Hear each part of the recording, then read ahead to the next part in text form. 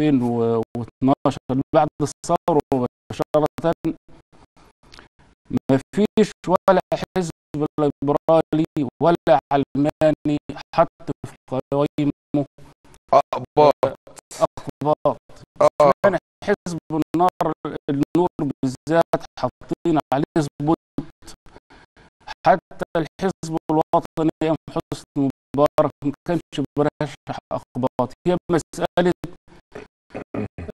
فرص نجاح فقط، مسألة فرص نجاح. لما نرى أن هو لو فرصة نجاح بيدخل. وكمان إن أنا يعني ما قلتش حكايه ان احنا عشان القانون بس.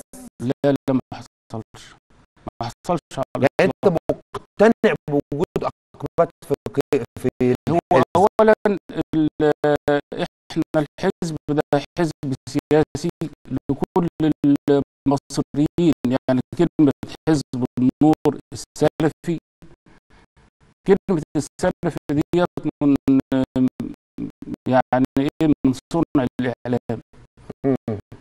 إنما هو اسمه حزب النور ونقطة. فاسمه حزب النور المصري، يعني لكل المصريين. واحنا بنرحب بأي واحد مصري ينضم لحزب النور، سواء كان مسلما أو غير مسلم. دي يعني معنى ذلك ان انت لم تعد ملتزما كحزب